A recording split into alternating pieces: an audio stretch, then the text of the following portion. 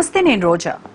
గోదావరి జిల్లాలో పుట్టిన ఆ అమ్మాయి 19 ఏళ్లకే టాలీవుడ్లో అడుగుపెట్టి తెలుగు, తమిళ, కన్నడ, మలయాళ భాషల్లో టాప్ హీరోయిన్గా ఎదిగిన ఆ అమ్మాయి తన నిజ జీవితంలో క్యాన్సర్ను సైతం పోరాడి జయించిన రియల్ హీరో అని మనం చెప్పాలి. సో చాలా గ్యాప్ తీసుకొని ఆ తర్వాత పాపనాశంతో రీఎంట్రీ ఇచ్చిన గౌతమి గారితో కాసేపు మాట్లాడదాం. హాయ్ గౌతమి గారు, ఎలా ఉన్నారు? హాయ్ రోజా, బాగున్నాను, థ్యాంక్ యూ. ఇలా నడిచొస్తుంటే జెంటిల్మెన్ చిక్కుబుక్ రైలే అమ్మాయి సారీ కట్టుకొని వస్తున్నట్టుగా ఉంది. నాకు ఎక్కడ తేడానే లేదు. ఎలా మెయింటైన్ చేస్తున్నారండి? Thank you, you're very sweet. చాలా టైం గడిచింది అప్పటికిప్పటికి, అండ్ తప్పకుండా దాని తాలూకా ఎఫెక్ట్ తెలుస్తుంది ప్రతి ఒక్కరి మీద. ఏంటంటే సెన్సిబుల్గా బ్రతకాలి, హెల్తీగా బ్రతకాలి, సంతోషంగా బ్రతకాలి, అంతే. యాక్టర్గా ప్రూవ్ చేసుకొని వన్స్ ఒక టాప్ హీరోయిన్గా వెలిగిన తర్వాత ఇండస్ట్రీకి ఎప్పుడు దూరంగా లేరు మీరు. వై అలా కమల్ గారికి వర్క్ చేయడము, అలా మూవీస్కి దగ్గరగానే ఉంటూ వచ్చారు. అసలు దగ్గర కాదు, ఇంకా అసలు నాలోంచి ఆ సినిమాని బయటికి తీయలేరు ఎవరు, అంతే, దట్స్ ఇట్. అది ఏ రూపంలో అది మేనిఫెస్ట్ అవుతుందో నాకు తెలీదు. కాస్ట్యూమ్ డిజైనరో ఆర్టిస్టో వాట్ ఎవర్ ఇట్ ఈస్ ఉంటూనే ఉంటుంది, that is for sure. It's a part of me. Okay, so కొన్నేళ్ళు వెనక్కి వెళ్దాం గౌతమి గారు. అసలు ఇండస్ట్రీలోకి ఎంట్రీ 19 ఏళ్లకి అంటే చాలా tender age. Actually I was hardly 17. It's not 19. Wikipedia చదివారా? తప్పు. No, not Wikipedia, someone like interviews అలాగా చూడడము మీ గురించి మ్యాగజైన్స్. 19 years వచ్చేటప్పుడు I was already a veteran అనమాట. Almost close to some 20 films or something I had finished. Offer రావడము, ఇండస్ట్రీలోకి entry. It was an opportunity. నేను ఇంజనీరింగ్ ఎంట్రన్స్ రాసి మెరిట్ సీట్ వచ్చినప్పుడు, సీట్ ప్లేస్మెంట్ కోసం హైదరాబాద్ వెళ్ళినప్పుడు అక్కడ మా రిలేటివ్స్ ఇంట్లో ఎవరో చూసి నన్ను అడిగారు అనమాట. సో ఫస్ట్ ఫిల్మ్, బాగా తెలిసిన వాళ్ళు, యూనో సంబడి, పేరెంట్స్ అందరూ కంఫర్టబుల్గా ఉన్నవాళ్ళు అని చెప్పి ఒక 2 weeks చేశాను సరదాగా. దాంతో ఫీవర్ పట్టింది అనమాట. సో ఇలాగ వచ్చినప్పుడు I didn't immediately think, oh my God, I can become an heroine, I can become an actress అనుకోలేదు. అదేంటి, నేను ఇంజనీరింగ్ చేస్తున్నాను, ఆ తర్వాత MBA చేయాలి, నా ప్లాన్స్ ఉన్నాయి, నా లైఫ్ జరుగుతుంది, ఏంటి న్యూసెన్స్ అనుకున్నాను ముందర. చాలా మంది అడిగారు. ఫైనల్గా ఒక ఆయన చాలా పర్సిస్టెంట్గా అడిగి ఒకసారి మా అమ్మతో మాట్లాడారు అనమాట. అమ్మ, నేనేమో ఆల్మోస్ట్ 3 నెలలుగా మాట్లాడుతున్నాను మీతో, మీరు ఇంకా కన్విన్స్ అవ్వలేదు. జస్ట్ టు టెల్ యూ, నాకు సినిమా ముహూర్తం ఇంకొక 2 వారాల్లో ఉంది. ఇప్పుడు దాకా నేను ఇంకో అమ్మాయి ఆలోచించలేదు. ఇంకా మీ అమ్మాయి చేస్తే బాగుంటుందని నేను పట్టుదలతో ఉన్నాను. రండి, వచ్చి మమ్మల్ని కలవండి. If you comfortable do the film, లేకపోతే నెక్స్ట్ ఫ్లైట్ ఎక్కి వైజాగ్ వెళ్ళిపోయి మీ లైఫ్ ఏదో చూసుకోండి. సో అమ్మ వచ్చి నన్ను అడిగారు అనమాట. She said decision has to be yours. So she asked me. So I said seems nice, he seems like a nice reasonable person, let's try అన్న దాంతో మొదలయ్యి లైఫ్ అలాగా టేక్ ఆఫ్ అయింది అనమాట. ఆయనేమో పిఎన్ రామచంద్ర గారు, సినిమామో గాంధీనగర్ 2వ వీధి. సో దయామయుడు కంటే గాంధీనగర్ 2వ వీధి, ఆ తర్వాత శ్రీనివాస్ కళ్యాణంతో బాగా ఫేమ్ వచ్చేసింది. రైట్. ఆ తర్వాత గురు శిష్యం చేశాను తమిళ్లో, అండ్ ఆ తర్వాత 2 languages 3 languages అన్నీ అలా టేక్ ఆఫ్ అయ్యాయి. అమ్మాయి అయ్యుండి తెలుగు వాళ్ళు తక్కువగా ఇండస్ట్రీలోకి వస్తున్న ఆ రోజుల్లో మీరు ఎంట్రీ ఇచ్చారు. మరి అలా తెలుగుకే ఫిక్స్ అవ్వకుండా ఎక్కువగా తమిళ్ వైపు ఎక్కువగా మీరు ఫోకస్ చేశారా? ఎక్కువ అలాగే లేదు. నేను ఎంట్రీ అయ్యేటప్పుడు మొత్తం south Indian industry mostly based in Chennai only, Madras. Telugu సినిమాలు కూడా ఇక్కడి నుంచే చేసేవాళ్ళు అంతా. ఆ తర్వాత డివైడ్ అయిన తర్వాత తెలుగు ఇండస్ట్రీ హైదరాబాద్లోనే బేస్ అవ్వాలన్న రూల్ పాస్ అయిన తర్వాత 95% ఇండస్ట్రీ అక్కడ మారిపోయారు. కానీ అప్పటికి ఆల్రెడీ నేను 2 languages వర్క్ చేయడం వల్ల తమిళ్ కమిట్మెంట్స్ అన్ని మీట్ అవ్వాలని చెప్పి ఇక్కడ ఉన్నాను నేను. And also this is home, this is my home, Chennai is my home. So అక్కడ అలా ఉండడం వల్ల ఐ థింక్ ప్రాబబ్లీ జాగ్రఫీ వల్ల కొంచెం డిస్టెన్స్ వచ్చింది తప్ప ఐ డోంట్ థింక్ ఎప్పటికీ ఇండస్ట్రీ వాళ్ళు నన్ను మర్చిపోవడం, లేకపోతే నేను ఇండస్ట్రీని మర్చిపోవడం ఎప్పుడు కాన్షియస్గా జరగలే. ఓకే, గౌతమి గారు ఎక్కడో చదివాను నేను, గౌతమి హైట్ వల్ల, గౌతమి లీన్గా ఉండడం వల్ల అంత త్వరగా ఆఫర్స్ వచ్చేవి కాదు అని చదివాను నేను. How far it is true?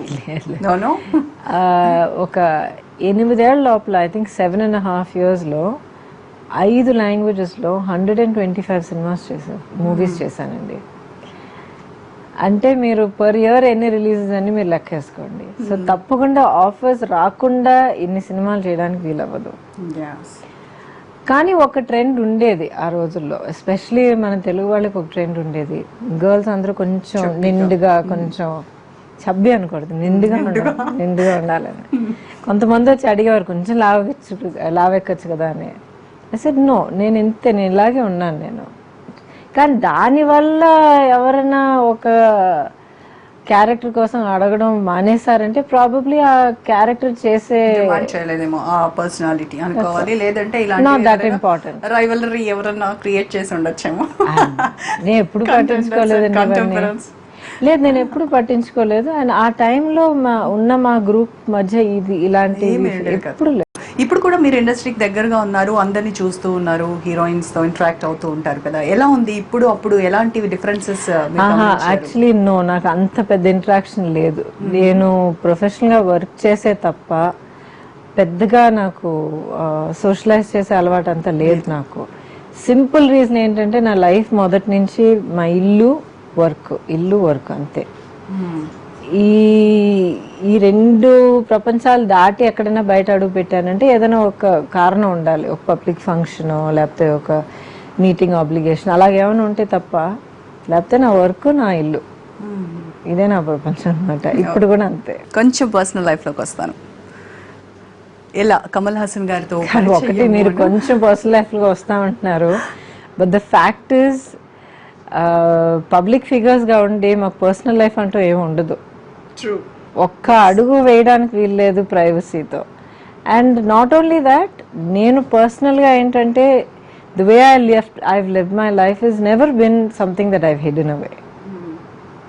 ఏం చేసినా, ఏం డెసిషన్ చేసినా ఆనెస్ట్గా తీసుకోవాలి, డిగ్నిఫైడ్గా బ్రతకాలి. That is the only thing. So that is how I've always lived my life. Yes, okay, ask you question. సో అందరికీ తెలిసిందే కమల్ హాసన్ గారితో మీరు రిలేషన్ కానీ, దానికంటే ఒక పేరు పెట్టలేము మనం ఆ బంధానికి. Sharing our life very good. చాలా వినడానికి చాలా అందంగా ఉంది, అది వినసొంపుగా ఉంది word. So what is marriage in your perception, Gautami గారు? మ్యారేజ్ అయినా ఇలా షేరింగ్ ఆఫ్ లైఫ్ అయినా what ever it is a relationship that is mutually respectful. అంటే ఇప్పుడు మీకు మీ పార్ట్నర్కి పెళ్ళైందో లేదో తెలియదు నాకు, మీకు మీ పార్ట్నర్కి మీరిద్దరూ కలిసి లైఫ్ షేర్ చేసుకోవాలని డిసిషన్ తీసుకున్నప్పుడు మ్యూచువల్ రెస్పెక్ట్ లేకపోతే చాలా నరకం అయిపోతుంది జీవితం.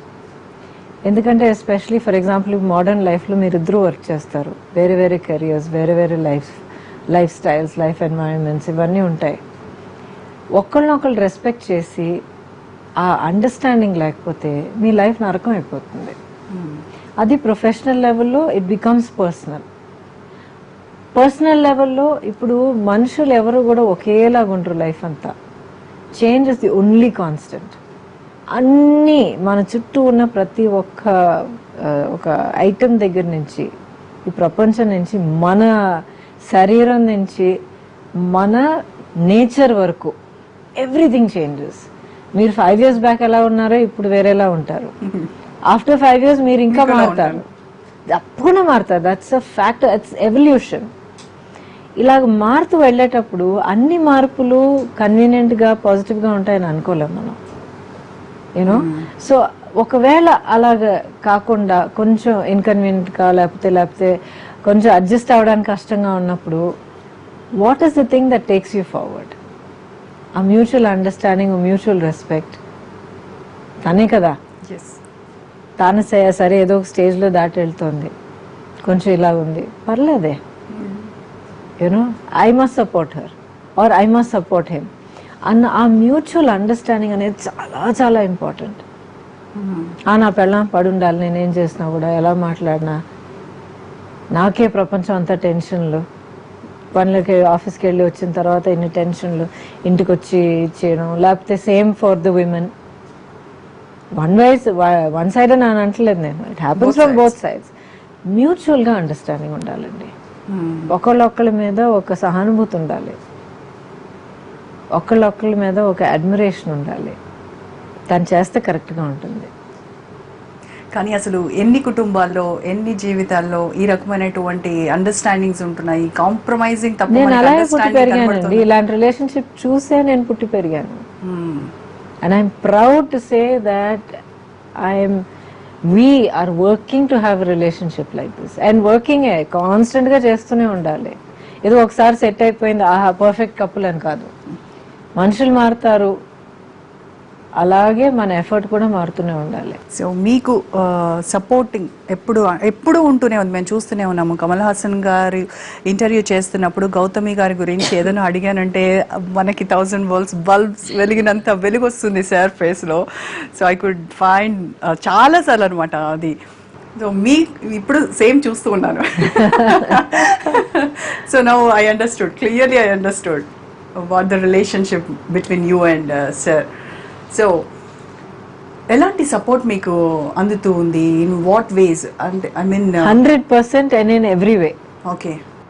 నేనేమో మనస్ఫూర్తిగా చేయాలి, ఒక విషయం చేయాలని అనుకుంటే స్తంభంలా నిలబడతాను వెనకాతల. ఏం చేయాలో నేను అది సాధించడానికి నాకు ఏమేమి సపోర్ట్ కావాలో చేస్తారు. అంటే వచ్చి నా కోసం వర్క్ చేయడం లేకపోతే నా కోసం పని చేసి పెట్టడం కాదు, మారల్ సపోర్ట్ మోస్ట్ ఇంపార్టెంట్. ఎందుకంటే ఇంకొకళ్ళు నా కోసం చేసి పెట్టాల్సిన పని ఏమన్నా నేను ఆశించడమే మానేవచ్చు. నా పర్సనాలిటీ ఏంటంటే నేను ఒకటి సాధించాలని అనుకుంటే నేను నా చేతులారా నా ఎఫర్ట్తో నేను సాధిస్తేనే దానికి నాకు విలువ. I can respect my self. So దీనికి ఎటువంటి మారల్ సపోర్ట్ ఇవ్వాలన్నా కూడా ఎటువంటి సపోర్ట్ అడ్జస్ట్మెంట్ ఇదంతా. ఫర్ ఎగ్జాంపుల్ ఒక సినిమా నేను చేయాలి, నాకు ఇలా డేట్స్ క్లాష్ అవుతున్నాయంటే ఆ లోపల మనకి ఏమైనా ఒక పర్సనల్ ప్రోగ్రామ్ అయితే పర్లేదు ముందర అది వదిలేకు, నువ్వు ఆశపడుతున్నావు కదా, క్యారెక్టర్ బాగుంది అంటున్నావు కదా, ఆ మంచి ప్రాజెక్ట్ అంటున్నావు కదా, చెయ్యి, ఇది చూసుకుందాం మనం, will work it out. This is one example. So ఇలాగ దెర్ ఇస్ 100% సపోర్ట్. సో మీరు ఎలాంటి సపోర్ట్ ఇస్తూ ఉన్నారు సార్కి? Sir same thing.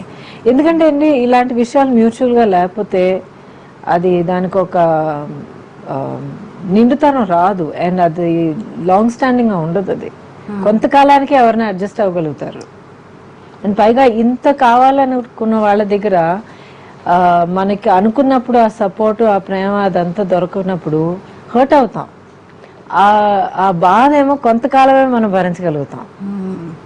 So this is something that's ongoing and you have to be conscious, you have to be aware. What are you saying, ఎలాంటి మాటలు మాట్లాడుతున్నావు, ఎలాంటి పదాలు వాడుతున్నావు, ఎలాంటి రియాక్షన్స్ ఇస్తున్నావు, ఆల్ దీస్ ఆర్ ఇంపార్టెంట్. నిజం చెప్పాలి కానీ ప్రేమతో చెప్పాలి కొన్ని నెగిటివ్ విషయాలు, you know. So these small things are very. Real heroine అయి ఉండొచ్చు, బట్ రియల్ హీరో హెల్త్ విషయంలో చాలామంది క్యాన్సర్తో పోరాడుతున్న వాళ్ళందరికీ కూడా ఒక ఇన్స్పిరేషన్గా ఉన్నారు. మీరు ఒక ఆత్మస్థైర్యంతో ఉంటే మనం దేన్నైనా ఎదుర్కోవచ్చు అని రుజువు చేశారు. సో ఆ టైంలో మీ ఎలా ఉంటుంది స్ట్రగుల్? కానీ లైఫ్ పైన ఎప్పుడైనా ఏదైనా కోల్పోతున్నానే అనే భావన ఏమైనా కనిపించిందా? హెల్త్ ఏమో లైఫ్లో ఒక భాగం అండి. ఇప్పుడు మనం లైఫ్ని ఎలా ఫేస్ చేస్తాం అదే ఇంపార్టెంట్. లైఫ్ని మనం ధైర్యంగా తలెత్తుకుని విత్ అ స్మైల్ మనం ఫేస్ చేసామంటే రేపు హెల్త్ ప్రాబ్లం అన్నా ఏ ప్రాబ్లం అయినా అలాగే ఫేస్ చేస్తాం. అది మన నేచర్గా మనం చేసుకోవాలి. ఆ డిసిప్లిన్ మనం బిల్డప్ చేసుకోవాలి. ఎందుకంటే లైఫ్లో ఇలాంటివన్నీ రియాక్షన్స్ అన్నీ హ్యాబిట్ అనేది మనం అలవాటు చేసుకోవాలి.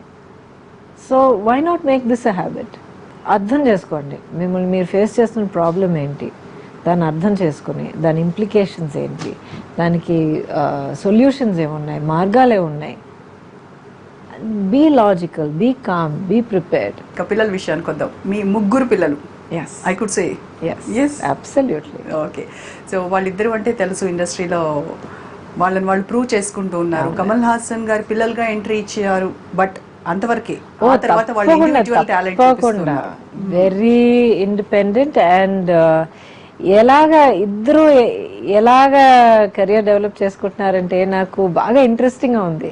నెక్స్ట్ ఏం చేస్తారు, 5 ఏళ్ళ తర్వాత ఎక్కడుంటారు, వాళ్ళ లైఫ్ వాళ్ళ కెరియర్ ఎలాగ వాళ్ళు తీసుకెళ్తారు, ఎలా దిద్దుకుని వెళ్తారన్న ఈగర్నెస్ ఉంది నాకు చూడడానికి. బికాజ్ ఇద్దరికి మంచి కేపబిలిటీ ఉంది, మంచి టాలెంట్ అండ్ యూనిక్ టాలెంట్. ఒక్కొక్కరు ఒకే టైప్ లో కాకుండా both of them are different and unique. So it's I'm waiting to see, I want to see them grow. So next Subbalakshmi, తను ఏం చేస్తోంది ఇప్పుడు? ఇంకా కొంచెం చిన్నపిల్లే, ఇప్పుడే 11th వచ్చింది. ఓకే. సో ఇంకా 12th ఎగ్జామ్స్, ఈ గొడవలు అవన్నీ ఉన్నాయి కదా నెక్స్ట్ 2 years. మూవీస్లో కాస్ట్యూమ్స్ మీరే డిజైన్ చేస్తూ ఉంటారు కదా కమల్ గారికి, అంటే రియల్ లైఫ్లో కూడా? Full movie right. Yeah, అదే full మూవీస్ రైట్. మరి బయటికి వెళ్ళాలంటే ఒక ఆడియో ఫంక్షన్కో లేకపోతే ఇంకేదో ఫంక్షన్కి వెళ్ళేటప్పుడు కూడా మీరే సెలెక్ట్ చేసి ఇస్తారా? అవును, ఎందుకంటే ఆయన ఐ థింక్ ఒక షాప్ లో అడుగు పెట్టి ఎన్నేళ్ళైందో కూడా తెలియదు నాకు. కంటిన్యూస్ గా బ్యాక్ టు బ్యాక్ వర్క్ చేస్తుంటారు.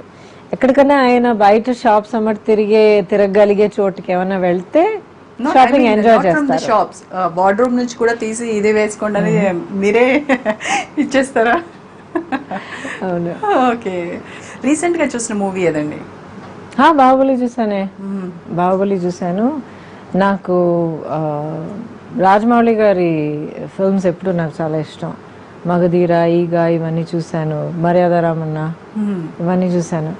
I like the way he takes ఒక నాట్ తీసుకుని దాన్ని ఒక బ్రహ్మాండం అంటే జస్ట్ ఒక స్పెక్టికల్ మాత్రం కాకుండా అందమైన కథ, లాట్స్ ఆఫ్ ఇమోషన్స్, ఆడియన్స్ ని లాగడం. నేను ఎప్పుడూ ఓపెన్ మైండ్ తోనే సినిమాకి వెళ్తాను, ప్రీకన్సీవ్ నోషన్ తో.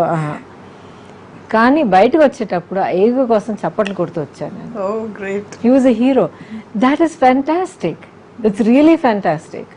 అండ్ బాహుబలి సినిమా ఫినిష్ అయ్యేటప్పటికి ఆ టెన్షన్లోనో ఎమోషన్లోనో అలాగా ఇంకా ఇన్వాల్వ్ అయిపోయి ఇంకా పార్ట్ 2 ఎప్పుడు వస్తుందా అని ఒక ఎదురు చూపుతూ ఉన్నారనమాట ఆడియన్స్ అందరూ. ఏ హీరో హీరోయిన్స్ నచ్చుతారు మీకు? అంటే ఇప్పుడున్న వాళ్ళు చెప్పండి, మీరు పనిచేసిన హీరోస్ అయినా పర్వాలేదు. Mahesh Babu is very nice. Srimanthudu చూసాను రీసెంట్ గా.